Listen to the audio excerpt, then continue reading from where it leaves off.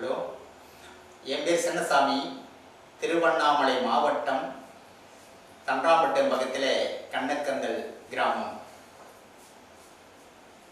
இந்த நேரத்திலே நான் உங்களுக்கு பேசப் போகிறேன்.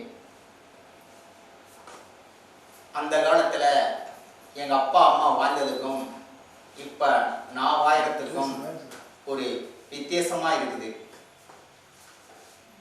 ஆனால் எங்கள் அப்பா ஒரு கோடு கீச்சாங்க, எங்கள் அம்மாவை தாண்டக்கூடாதுன்னு. ஆனால் எங்கள் அம்மா தாண்டலை. இன்றைக்கு நான் ஒரு கோடு கீச்சேன், எங்கள் வீட்டில் கூப்பிட்டு தாண்டக்கூடாதுமா அப்பா அது மாதிரி சொன்னார். எங்கள் அம்மா தாண்டலை, நான் கோடு கீக்கிறேன், நீ தாண்டக்கூடாது நான் சொன்னேன். அதெல்லாம் அந்த காலம், நான் தாண்டி தான் பார்ப்பேன், நீ என்ன பண்ணுறியோ பண்ணுன்னு சொல்கிறாங்க. அந்த காலத்துக்கு அந்த காலத்துக்கும் எவ்வளோ ஒரு வித்தியாசம் இது. ஆனால் ஆம்பளைங்க என்றைக்கும் தாழ்ந்து தான் போவாங்க பழகுது, என்றைக்கும் தாழ்ந்து தான் போவாங்க பழகுது. ஆனால் பஸ்ஸில் பாருங்க, ஒரு செல்போனுக்கும் ஒரு மனைவிக்கும் ஒரு வித்தியாசம் இருக்குது. சொல்லுவாங்க, செல்போன் எடுக்கும்போது கொஞ்சம் பொறுத்து எடுத்திருந்தா கொஞ்சம் நல்லதாக கிடைக்கும். ஆனால் அதே போலதான் மனைவிக்கும் ஒரு பொறுத்து பார்த்துருந்தா ஒரு நல்ல மனைவியாக கிடைப்பாங்கன்னு மனதிலே நினைத்து கொண்டு இருப்பாங்க. அதே ஒரு பொட்டப்புள்ள ஜென்ஸும் உட்காராங்க பஸ்ஸில், ஆனால் செல்போன் இருந்தால் பொட்டை பசங்க அப்படியே செல்போனு தான் பார்த்துன்னு இருப்பாங்க. ஆம்பளை பசங்க அது மாதிரி பார்க்க மாட்டாங்க.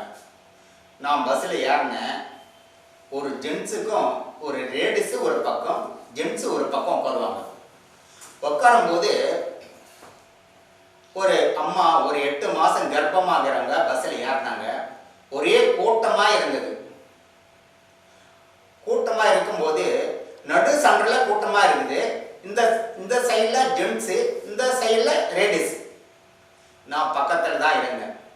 பார்த்தா ஒரு பேருபாதி வயசு ஒரு காலேஜ் பாப்பா எல்லாம் உட்காந்துக்கிறாங்க. இவங்களை பார்த்ததுமே அவங்க செல்லு நோண்டுறதுக்கு ஆரம்பிச்சிட்டாங்க. நானும் அப்பயே கேட்கலான்னு தான் பார்த்தேன், ஏம்மா கொஞ்சம் இடம் விடமான்னு. ஏன் நீ இடம் பிடிச்சி விடுன்னு சொல்லி நம்மளை கேட்பாங்கன்னு நான் மனசில் நினைச்சினே இருந்தேன். இவங்களை பார்த்ததுமே அவங்களுக்கு மனசு இறங்கலை. அப்புறம் ஒரு ஸ்டாப்பிங் வந்தது.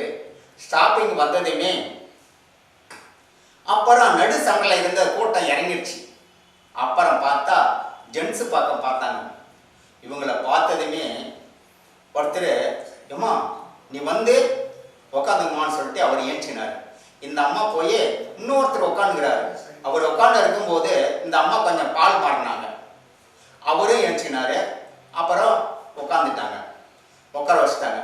அதே போல் ஆம்பளைக்கு இருக்கிற ஒரு மனுதாபம் பொம்பளைக்கு எப்பயுமே இருக்காது. ஆனால் ஆம்பளைன்றது ஒரு வீட்டில் ஒரு ஆலாமரம் போல. அதே ஒரு பெண் பிள்ளையா இருந்தா திருமணம் செய்து புகுந்த வீட்டுக்கு போகும்போது தான் அப்பாளுடைய அருமை தெரியும். அதே ஆண் பிள்ளையா இருந்தா அப்பா என்ற ஒரு சாணத்துக்கு வராம பார்த்தியா, அப்பதான் அப்பாளுடைய அருமை தெரியும்.